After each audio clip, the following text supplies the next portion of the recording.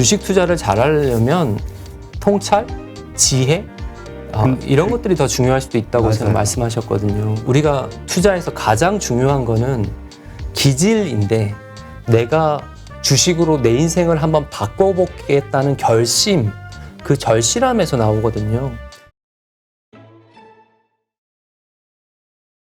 아니, 맞아요. 이 말씀이 요즘 아까도 우리 방송 전에 전에 재밌게 봤다는 방송이 있었죠. 미국의 펀드 매니저 예. 그 스텔라 신이 한국에 왔을 때 맞아요, 이제 저하고 맞아요. 방송했을 때 그때 그 친구도 했던 얘기가 뭐냐면 미국의 투자 정말 잘하시는 분들 예. 연세 많으시고 이런 분들 뭐 하냐 그러면 항상 책을 읽는다고 예, 다양한 맞아요. 책을 읽고 그 다음에 투자와 관련해서도 어떤 사람의 논리에 대해서 반박하거나 그게 아니라 그냥 무조건 듣고 그래? 거기 예. 그런 게 있어? 그런 게 있어. 그러니까 제가 드리고 우리나라 사회는 어떻게 보면 흑백 논리에 너무 강해. 예, 흑백 논리에 갇혀 있는 것 같아서 안타까운데 제가 오늘 정치 얘기는 좀 피할게요. 민감할 수도 있으니까. 정치 얘기는 빼면 예를 투자에서도 포트폴리오가 최고야.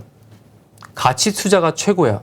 물론 최고일 수 있죠. 근데 그렇게 색안경을 끼고 세상을 바라보면 다른 게 눈에 안 들어오고 다른 거를 공격하기 시작하거든요. 그러니까 저는 투자에서도 너무 자기가 가진 견해를 가지고 세상을 바라보거나 종목을 바라보면 많은 기회를 놓칠 수 있다는 말씀을 좀 드리고 싶어요. 그래서 저도 거기에 동감을 하고 그래서 이제 저희가 앞에 영상이 시작할 때 항상 하는 게 이 의견과 반대되는 사람의 의견도 한번 꼭 들어보고 판단을 해라. 한쪽 우리 알고리즘 때문에 너무 일방향으로 몰리잖아요. 좋아하는 것만 보게 되고 자꾸 그러지 말고 반대의 것도 한번 들어보고 판단을 하자.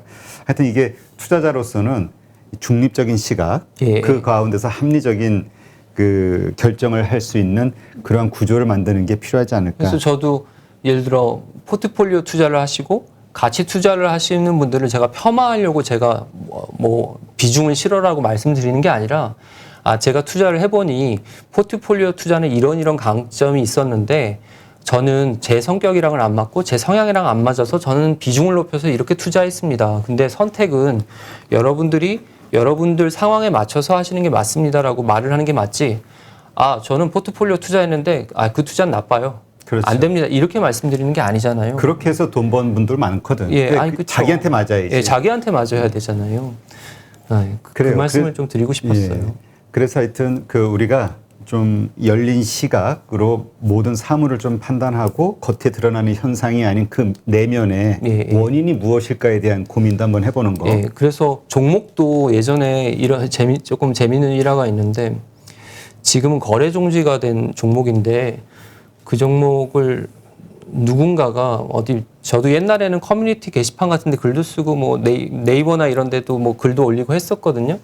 근데 뭐 자기가 비중을 높여가지고 그 종목을 한 10만 원에 뭐 자기 전 재산을 투자를 한다고 말씀을 하시는 거예요. 그래서 제가 지금 위험하다, 안 좋다 그랬더니 네가 뭘 아는데 나한테 그러냐고 막 화를 내시더라고요. 근데 그 종목이 나중에 결국은 거래 정지되고 안 좋게 됐거든요. 근데 자기가 어떤 신념을 가지고 있으면 다른 말이 아예 안 들어오는 거예요. 근데 우리 세상에는 100%라는 게 없잖아요.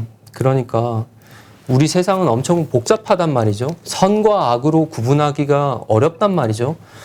뭐 예를 들어 이건 재밌는 얘기인데 우리 미국에 가면 인도 사람들이 되게 많거든요. 그러면 한국 사람들이 볼 때는 인도 사람들은 정말 거래를 못 하겠다고 말하는 걸 저는 많이 들었거든요. 근데 왜 그런지를 살펴보면 인도의 경전 있잖아요. 힌두 경전 같은 걸 보면 그 경전 안에는 선과 악이 공존하는 경우가 많아요. 근데 우리나라의 철학으로는 선과 악은 명확하게 구분이 되거든요. 그러면 인도 사람들은 선과 악이란 구별이 없는 거예요. 그러니까 내 안에 선도 있고 악도 있는 거예요. 근데 우리나라 사람들은 넌 좋은 사람, 넌 나쁜 사람 이렇게 구분을 해버린단 말이죠. 그럼 우리나라 사람들이 보는 인도 사람은 앞에서 웃었다가 뒤에서 뒤통수를 치는 게 돼버리니까 종잡을 수 없는 사람이 된단 말이죠. 근데 제가 말씀드리고 싶은 건 사람은 누구나 다 100% 선한 사람 없고 100% 다 악한 사람도 없고 종목도 100%다 나쁜 종목도 없고 100%다 좋은 종목도 없어요. 그래서 여러분들 가끔 보시면 자기가 투자하는 종목이 세계 제일이라고. 이거는 이 종목은 우리나라 국위를 선양하기 때문에 무조건 올라야 된다 그러는데 그것과 시세는 별개의 문제거든요. 그렇죠. 그럴 수도 있고 아닐 수도 있는 거잖아요. 근데 너무 그렇게 한 가지 편견을 가지고 세상을 바라보시면 투자하는데 상당히 애로사항이 있을 수도 있어요. 맞아요.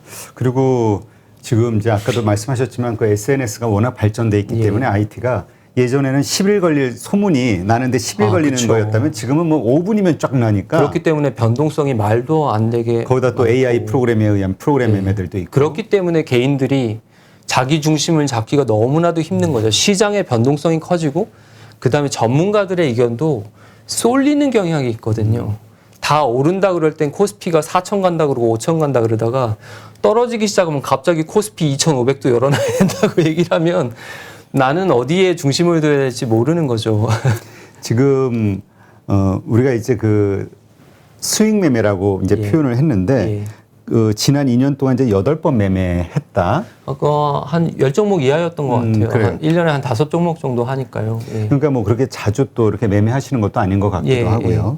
그러니까 이제 많은 분들이 궁금한 게 이제 그런 거예요. 지금 시장을 어떻게 보는가. 왜냐하면 이제 어쨌건 지난 그 레퍼런스를 보면 지난 5년간 어쨌든 훌륭한 성과를 거뒀고 놀라운 성과를 거둔 거죠. 예. 그러면 지금 뭐 오미크론이니 그 다음에 뭐 미국에서는 자꾸 뭐 나스닥 자꾸 폭락하고 있고 예. 뭐 오늘 한국 시장도 좀 어렵고 이 변동성이 정말 심하단 말이에요. 예. 지금 시장을 떠나야 되나? 이런 거 가지고 고민을 하는 분들이 많아요.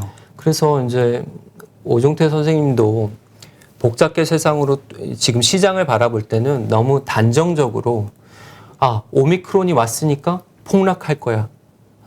주식시장은 폭락할 수밖에 없어라고 단정을 지어버리면 투자를 할 수가 없는 거죠. 그렇죠. 그리고 투자 기회를 다 놓치는 경우가 많이 생기거든요. 그래서 제가 여러분들한테 드리고 싶은 말씀은 이제 오미크론이 온 거는 기정사실이잖아요.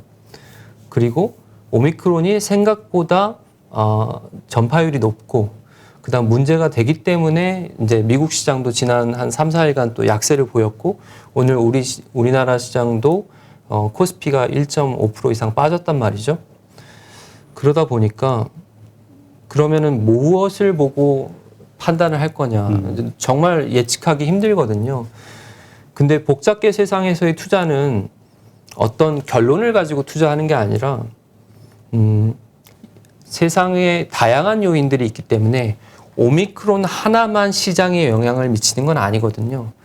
유동성도 영향을 미칠 수 있고 또 바이든 대통령이 또 연설이 앞으로 좀 있으면 있다고 들었는데 거기서 무슨 말을 하느냐도 또 시그널을 다른 걸 줄 수도 있고 또 거꾸로 생각해 보면 연준에서 테이퍼링을 하기로 했었는데 또 페드에서 이거 경제가 오미크론 때문에 좀 타격을 입어서 약간 좀 여유를 두고 지연을 해야 되는 거 아니야 이렇게 판단을 할 수도 있는 거잖아요. 그렇기 때문에 저는 단정적으로 지금 시장이 어떻습니다라고 저는 이제 한 종목에 투자하기 때문에 시장을 예측은 잘 안 하려고 하거든요. 제 종목에 대한 생각은 늘 하고 있지만 근데 오늘 제가 받은 인상은 제가 오늘 우리나라 코스피 지수가 빠지는 걸 보면서 우리나라 대형주들 차트를 한번 쭉 돌려봤어요. 그래서 일봉, 주봉, 월봉 이렇게 막 쭉 한번 돌려봤거든요.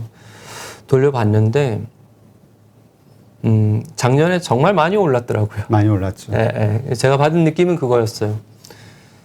마치 봄에 꽃이 이제 씨앗이 뿌리고 이제 중간에 새싹이 자라다가 나중에 가을이 돼서 이제 추수를 하듯이 어쩌면 지난 봄에 투자를 하셨던 큰 손들이나 아니면 큰 돈은 이미 추수를 어느 정도는 했다는 느낌을 전 좀 받았거든요. 그러면 여기서 우리가 결정한 건 그러면 농사 끝났나? 그러면 이제 투자는 끝난 건가? 이거에 대해서 고민을 해봐야 그렇죠. 되잖아요. 그래서 저는 우리 지금 계절도 겨울이고 여러분 투자하시는 투자자들 마음도 겨울일 텐데 많이 계절도 추울 텐데 파랗죠.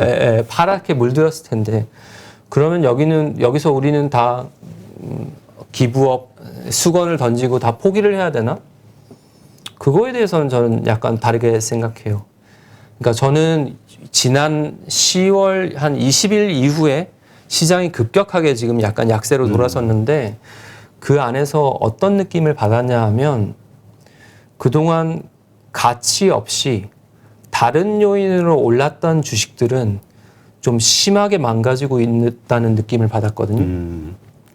그래서 제가 특정 종목을 또 말씀드리면 또 비난을 받거나 또 곤란해질 수 있기 때문에 밑도 끝도 없이 그냥 장밋빛 희망으로 엄청난 시세를 한 9월, 10월, 11월 이렇게 줬던 종목들은 조정이 올 수밖에 없는 상황이었는데 오미크론을 빌미로 조정이 왔고 그 외에 우리가 시총이 큰 종목 외에도 작은 종목들도 중소형주들도 시장이 좋다는 이유로 그거에 편승해서 가치와 상관없이 시세가 났던 종목들은 제가 중소형주들도 제가 예전에 눈여겨봤던 종목들이 있기 때문에 살펴보니 하나도 빠짐없이 다 무너져 내렸더라고요. 그러면 우리가 앞으로는 어떻게 할 거냐를 보면 저는 지금이야말로 이제부터 옥석 가리기가 시작되지 않을까? 그래서 정말 가치가 없이 다른 요인으로 올랐던 종목들은 원래 시세대로 다시 회귀할 수도 있고 더군다나 오미크론이라는 변수가 앞으로 더 작용을 해서 더 상황이 안 좋아진다면 더 그럴 수밖에 없겠죠. 그러나 저는 최근에 삼성전자 움직임을 보면서 생각보다는 강하다고 느꼈거든요. 다른 종목들은 빠졌지만 우리가 2차 전지라든지 2차 전지는 워낙에 또 작년에서부터 큰 시세를 줬잖아요. 그래서 제가 받은 느낌은 큰 시세를 줬던 종목들은 시세가 많이 빠지고 오히려 삼성전자 위험한 거 아니야라고 저는 7만 원에서 생각을 했는데 삼성전자가 그래도 7만 원에서 7만 7천 원까지 이렇게 버티는 걸 보면서 시장이 어려우니까 큰 돈들은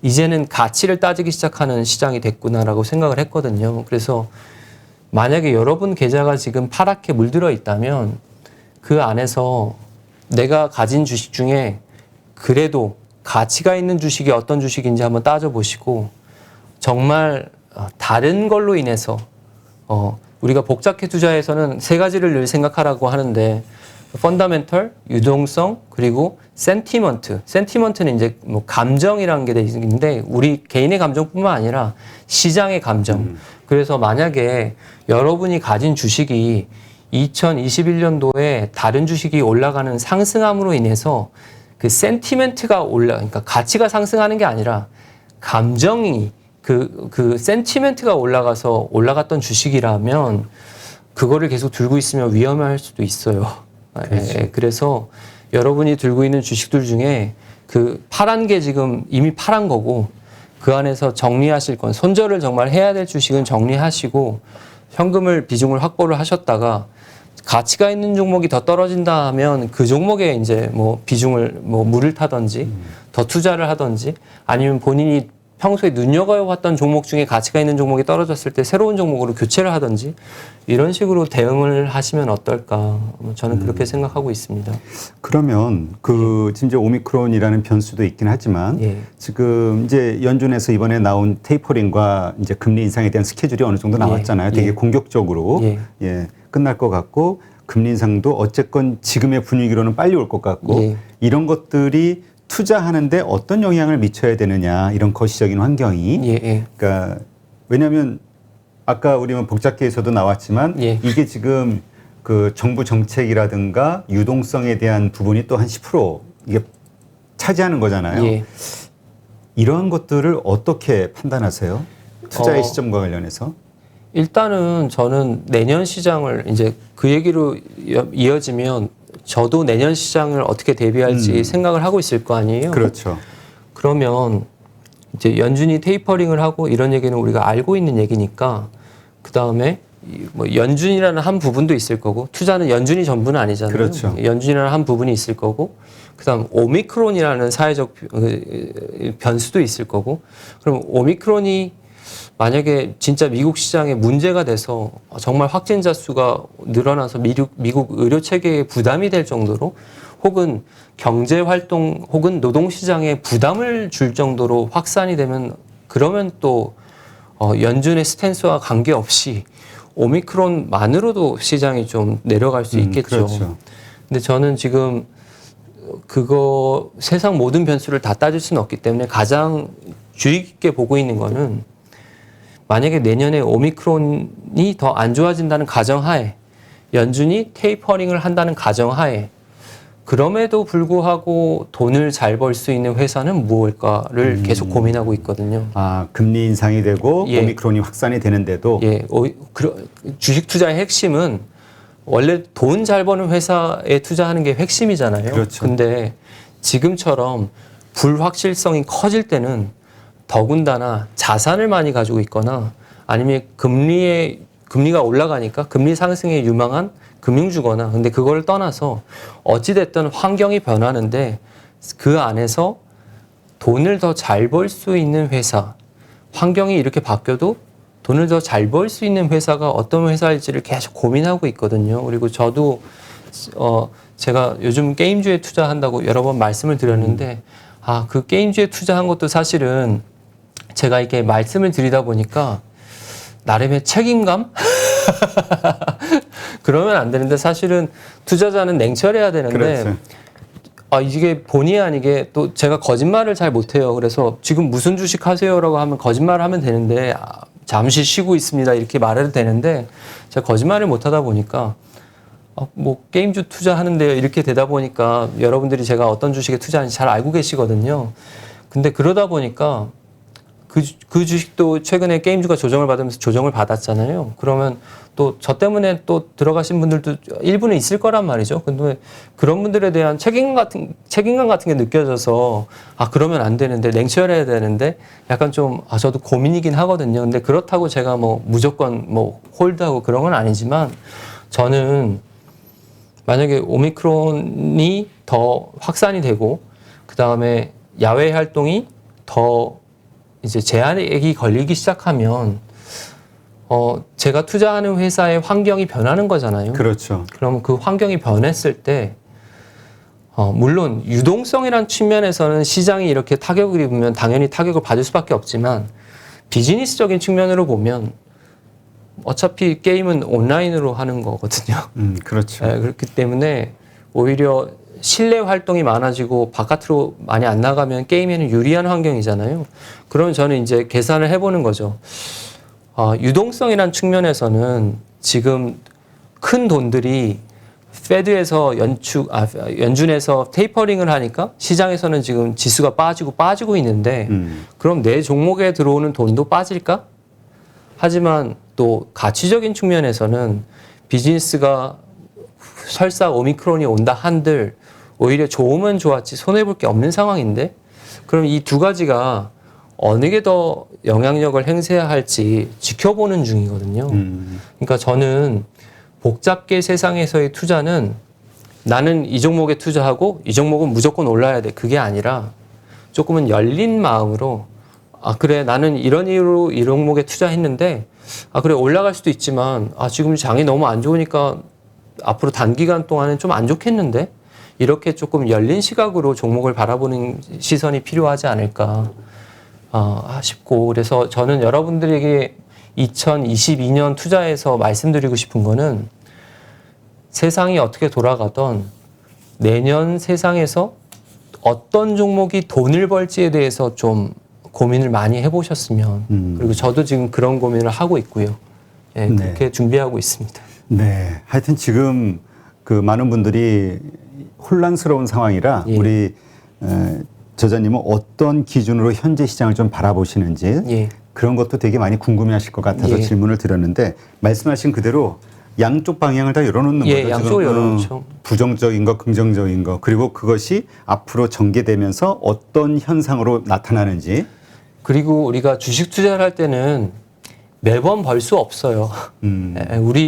우리는 되게 높은 스탠다드 잣대를 가지고 본인에게 적용하고 있거든요. 왜냐하면 누구나 다 돈을 벌고 싶고 누구나 다 매번 익절을 하고 싶은데 사실은 이건 여담입니다만 2020년도에는 3월 이후에는 장이 아주 좋았잖아요. 그렇죠. 아주 좋다가 2021년 한 1월부터 이제 코스피가 내리막을 걷기 시작해서 3,300에서 지금 2,900까지 뭐 왔다 갔다 하고 있는데 사실은 여러분들이 받아들이기에는 코스피 지수 300인데 실질적으로는 계좌가 마이너스 30% 50%나 하신 분들은 엄청나게 많을 거예요. 왜냐하면은 그때 크게 올랐던 소형주나 이런 것들은 조정을 더 크게 받았기 때문에 그렇거든요.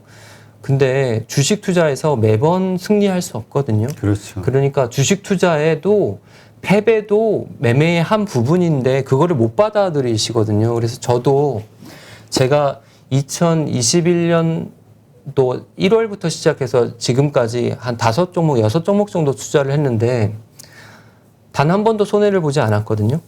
그 지금 지난 10개월 동안. 10개월 동안. 네, 네. 그리고 지금 안 좋은 장이었는데. 안 좋은 장이었는데 하락장이었는데 단 한 종목도 손해보지 않고 제가 다 3억 이상 익절을 했단 말이죠. 한 종목에. 그럼 운일 수도 있죠. 근데 어찌됐든 장은 안 좋은 장이었잖아요. 그런데 지금 종목도 저는 싸게 샀기 때문에 손해가 난 건 아니거든요. 그러니까 그것도 손해는 아니잖아요. 근데 저는 지금 수익금에서 이제 좀 수익금이 마이너스가 난 거잖아요. 근데 저 스스로 자책을 좀 하더라고요. 그 수익금이 날아간 거에 대해서. 왜냐하면 저 나름대로는 그 돈을 더 약간 더 크게 벌려서 제가 쓰는 게 아니라 제가 따로 쓰려고 했던 때가 하는 곳이 있었거든요. 그래서 큰 뜻을 품고 좀 기다려보자라고 했는데 그거보다 이제 수익금이 마이너스가 나니까 저도 인간이기 때문에 그렇지. 아이고 그때 그때 뭐 다 팔 걸 뭐 하고 있었거든요. 근데 그거는 이미 지나간 얘기고 어쩔 수 없는 거잖아요. 그렇죠. 그러다 보면 또 스스로 자책하게 되거든요. 근데 제가 여러분에게도 오늘 말씀드리고 싶은 건 너무 심하게 자책하지 마세요. 주식은 게임이고 그 게임의 법칙이 어떻게 보면 어떤 분이 저 사람은 도박을 하고 있는 거 아니야? 갬블을 하고 있는 거 아니야? 라고 말씀하시던데 저는 여러분에게 묻고 싶은 게 물론 무모한 도박을 하면 안 되겠지만 투자라는 것은 확률이잖아요. 그렇죠. 그리고 확률이라는 것은 어떻게 보면 갬블일 수밖에 없거든요. 우리는 불확실한 세상 속에서 살아간단 말이죠. 예를 들면 우리가 한 여자를 만나서 결혼하는 일은 확률적인 측면에서 보면 미친 짓이거든요. 그 여자 입장에서도 마찬가지죠. 여자 입장에서도 이 사람이 뭔 줄 알고 결혼을 해요. 살아온 배경도 다르고 그다음 어떤 성격인지 밑바닥에 뭐가 있는지도 모르는데 내 인생을 그 사람한테 건다고요? 그렇지, 서로가. 그거야말로 분산 투자해야 되는 거 아니에요? 근데 사실은 저는 그렇게 생각하거든요. 우리가 인생은 불확실성의 연속이에요. 근데 맞아요. 인생이 어려운 이유가 그거라고 생각하거든요. 여러분은 인생에서 정답을 원하잖아요. 근데 제가 짧은 그 45 인생이지만 살아보니 정답이 없어요. 맞아요. 그리고 여러분은 투자에서 정답을 원해서 공부를 하시고 815 모니터 보면서 전문가가 나오면 저 사람 말이 맞나 하고 그대로 해봤는데 또 안 되는 경우도 있고. 그렇죠. 그럼 왜 안 되지? 근데 애시당초의 질문 자체가 잘못된 거 아닌가 저는 그런 생각하거든요. 인생에도 정답이 없고 투자에도 정답이 없어요. 맞아요. 네. 그래서 여러분들이 투자에서 혼란스러우신 거예요. 그래서 가방끈이 긴 사람일수록 주식 투자가 어려운 이유가 가방끈이 길고 박사 공부를 한 사람일수록 정답을 끌어내려고 하거든요. 그리고 합리적으로 결론을 내려고 하고 합리적으로 위험한 짓이고. 네, 합리적으로. 그러니까 자기는 합리적으로 선택을 하면 합리적인 선택에 마땅한 결과가 와야 되는데 주식 투자는 그렇지 않단 말이죠. 맞아요. 네. 그리고 이 시장이라는 건 살아있는 생물 같아서 계속 이런 다양한 변수에 의해서 계속 바뀌잖아, 성격이. 예. 그거에 따라서 자기 자신도 계속 바뀌어. 그러니까 결국은 인생처럼 계속 우리가 정답을 찾기 위해서 노력하면서 살아가는. 그래서 오종태 선생님 책에 제 책 홍보를 해야 되는데 자꾸 오종태 선생님 책에 홍보를 하시니까 오종태 선생님이 그런 말씀하셨는데 어찌 보면 주식 투자를 잘하려면 IQ가 중요한 게 아니라 통찰, 지혜 이런 것들이 더 중요할 수도 있다고 맞아요. 말씀하셨거든요. 그러니까 그건 결국 다른 사람에 대한 심리에 대한 이해, 그렇죠. 이런 것들이 중요한 것 같아요. 그래서 저는 하나 팁을 드리면 저는 차트를 볼 때, 한 가지 관점에서 보지 않아요. 그러니까 무슨 말씀이냐면, 저는 차트를 처음에 볼 때는, 제 관점에서 그냥 한번 봐요. 예를 들어서 120분 봉도 있을 수 있고, 1봉도 있을 수 있고, 주봉도 있을 수 있잖아요. 그거를 제 눈으로, 제 관점에서 한번 봐요. 그 다음에 똑같은 차트를 일반 개인의 관점에서 한번 봐요. 그 다음에 그 똑같은 차트를 세력의 관점에서 봐요. 그러면 여러분들은 내 눈으로 내 차트를, 내가 투자하는 종목의 차트를 1차원적으로 보고 있지만 저는 차트를 세 가지 관점으로 동시에 보고 있거든요.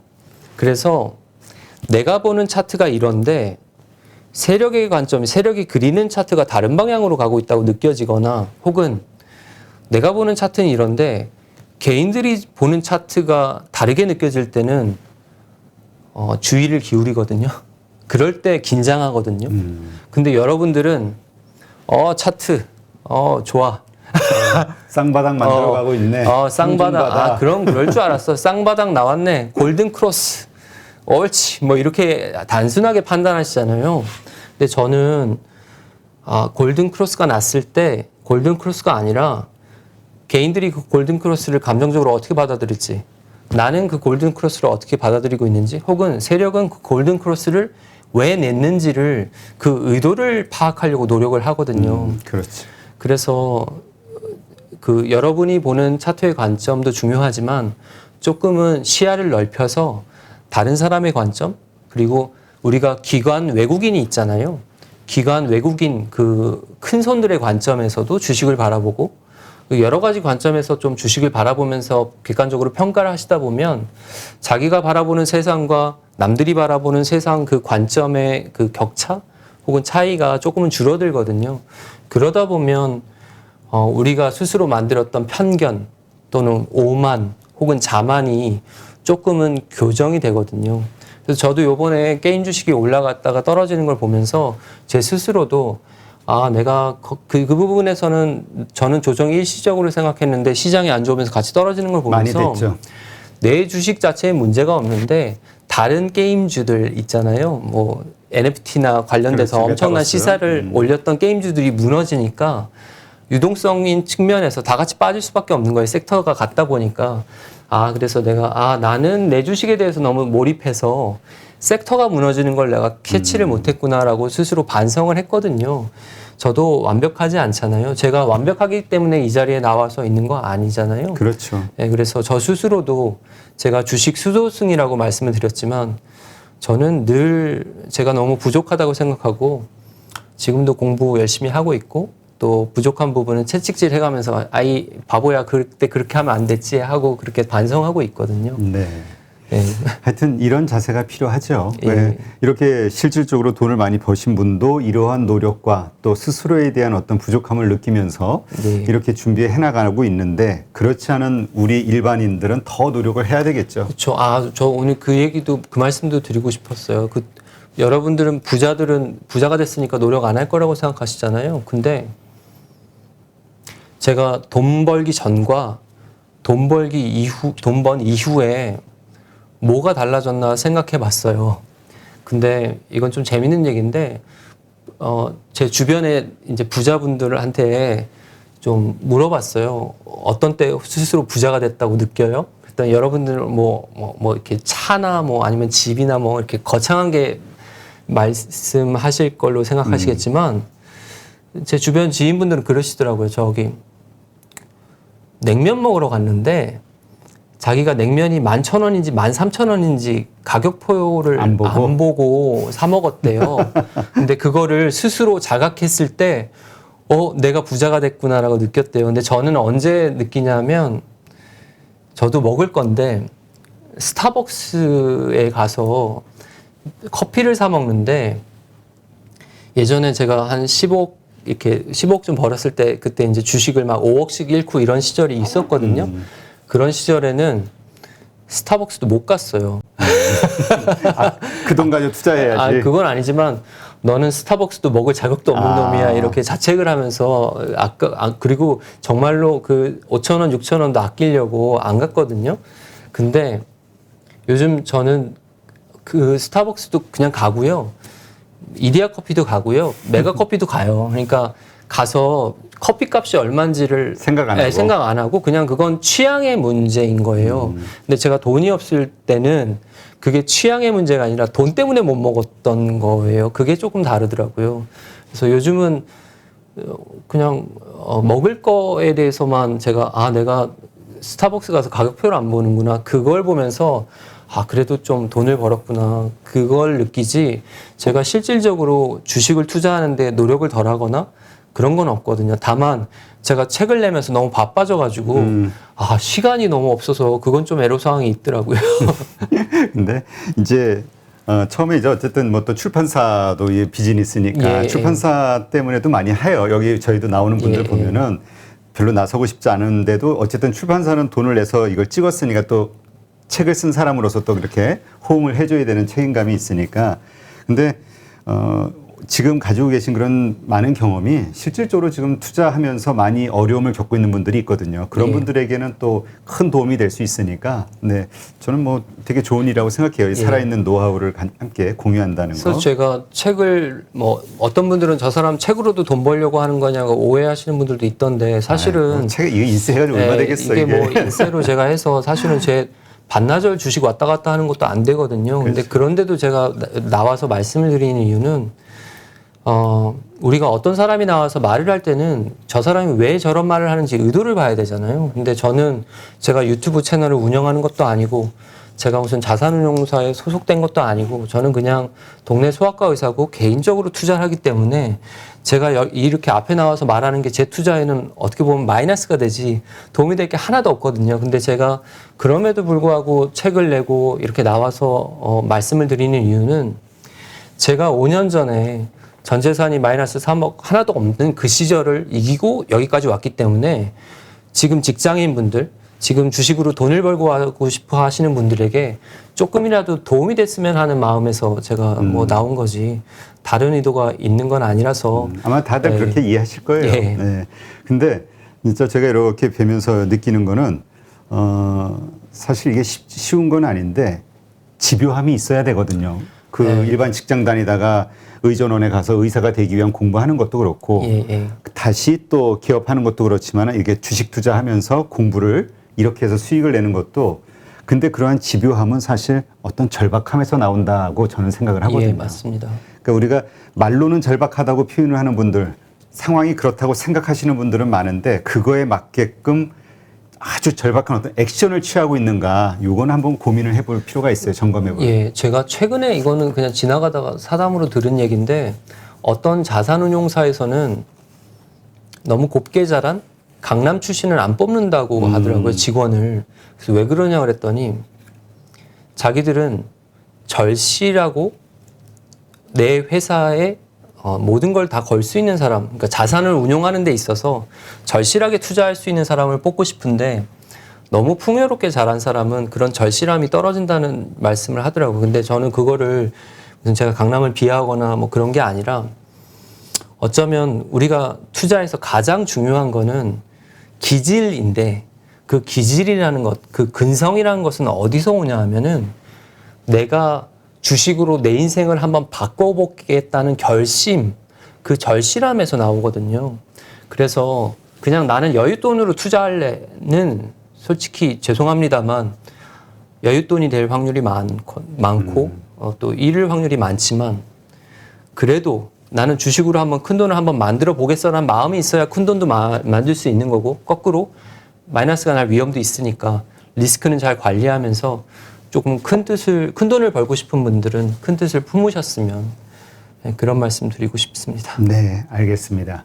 또 우리 또 지난 5년간의 큰 노하우 경험하신 그러한 것들을 얘기를 듣다 보니까 참 많은 걸 깨달을 수 있었는데요. 개미 5년 세후 55억 책의 저자이시죠. 성현우 저자님과 함께 아주 뜻깊은 아주 우리 뭐라 그럴까요? 투자자분들께 일시적이 아닌 앞으로 계속 생각해 볼 수 있는 여지를 주는 그런 이야기를 서로 나눴던 게 아닌가 생각이 듭니다. 오늘 좋은 인사이트 이렇게 아낌없이 풀어주셔서 사실은 제가 2년을 기다렸던 출연이잖아요. 여기 나오려면 2년 기다려야 된다니까. 네, 제가 무려 2년을 기다렸던 투자여서, 투자랜다. 어떻게 보면 투자죠. 네. 출연이어서 저 긴장을 사실 많이 했거든요. 준비도 나름 많이 했는데, 제가 막 복잡계 세상에서 투자 통섭과 투자도 여러분에게 말씀을 드리려면 다시 읽어야 되니까 또 다시 읽고 정리도 나름 해왔는데 정리한 건 오늘 하나도 보지 못하고 제 머릿속에서 말씀을 드려서 너무 두서 없더라도 좀 이해를 해주시고, 제가 마지막으로 드리고 싶은 말씀은 제가 최근에 저희 뭐 일이 있어서 화장터에 갈 일이 있었어요. 좀 어두운 얘기인데 네. 여러분 화장터에 가셔서 그 사람이 생을 마감하고 화장을 하는데 비용이 얼마나 드는지 혹시 아세요? 혹시 아니, 대표님 몰라요. 모르시죠? 네. 그게 5만 원이더라고요. 화장하는데? 예, 지자체 자기가 있는 지자체에 가서 화장을 하면 비용이 5만 원이더라고요. 근데 저는 그거를 보면서 무슨 생각을 했냐면 재벌이던 가난한 사람이던 아니면 돈이 얼마가 있던 간에 죽고 나면 우리는 모두 5만 원짜리 인생을 살고 있구나. 그래서 저는 그러면 나도 죽으면 5만 원짜리 인생인데 내가 비록 개미 5년 새우 55억 책을 쓰고 큰 돈을 벌었지만 제가 이제 45살인데 내 남은 인생을 어떻게 살아야지 내가 나중에 화장을 할 때 5만 원짜리 인생이 부끄럽지 않게 될까 좀 생각을 해봤거든요. 그래서 여러분들도 너무 돈 하는 것도 중요하지만 좀 때로는 행복이 더 중요하고 또 여러 사람들과 누리는 게 중요하기 때문에 자기가 욕심을 부리는 건 중요하지만 적어도 내가 욕심을 부리는 것이 내 가족에게 내 주변 사람들에게 피해가 가지 않는 선에서만 투자를 하시면 언젠가는 좋은 결과가 있지 않을까? 네, 그런 생각을 해봤습니다. 네, 맞아요. 제일 중요한 또 가족이죠. 그리고 건강. 예. 이거를 해치면서까지 투자를 한다면 그 투자가 좋다 해도 행복한 결과를 만들지는 않을 것 같다는 생각이 드네요. 네, 하여튼 여러 가지로 좋은 생각할 점을 짚어주셔서 오늘 정말 감사하고요. 다음에 또 기회 되면 모시고 또 깊은 얘기 나누도록 하죠. 늦은 시간에 감사합니다. 네, 수고 많으셨습니다.